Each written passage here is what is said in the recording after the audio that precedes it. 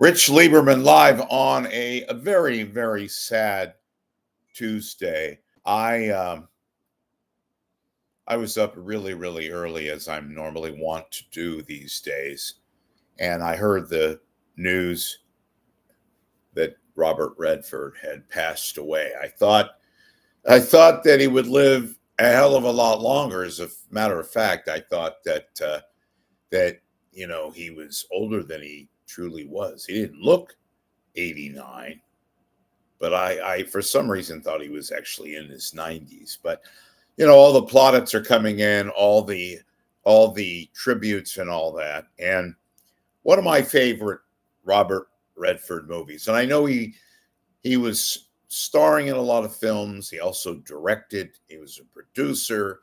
He did a lot of tribute movies. He became somewhat of an activist and all that. I just love the guy, admired him immensely.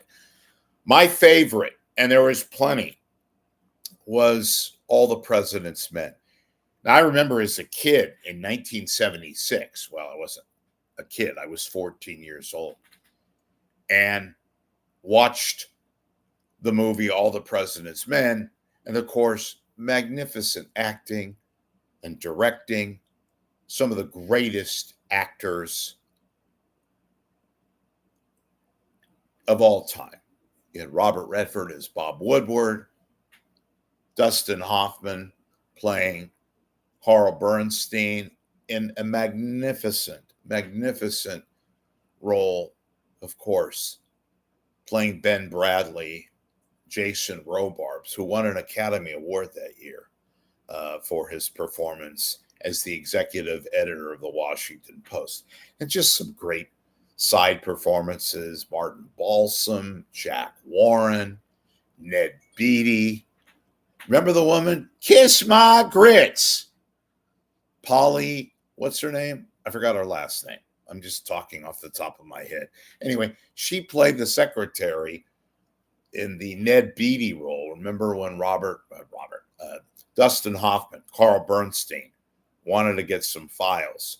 So she played the secretary. But of course, Robert Redford as Bob Woodward. And there's so many other great roles, right? 3 Days of the Condor, The Way We Were, a little too sentimental for me. Nevertheless, a very nice performance. The Great Gatsby, not one of his great films, but still noteworthy. But I put up a clip of All the President's Men, and this is a scene where it's early in the movie, and you have Woodward and Bernstein, and in this case, Woodward is kind of new on the beat, and Carl Bernstein is played vividly by Dustin Hoffman, who is still living among us. Gets a little too busy, and Woodward kind of gets pissed off, and it's not the greatest scene in the movie, but it's one of the best. And so I put it out there. I hope you guys enjoy it. But again, I mean, there's so many fantastic roles that he played. And let me say something emphatically. Robert Redford was a movie star, a real movie star, not some commercial guy today where we have actors and actresses who are in big movies, but they're not movie stars, okay? Tom Cruise is not a movie star. Significant player, yes. Actor, yes. But he's not a movie star.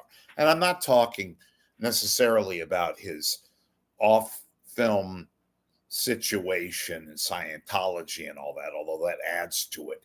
But he's not a movie star. He's a significant box office success. Burt Reynolds was a movie star. Okay. Jason Robarbs, movie star.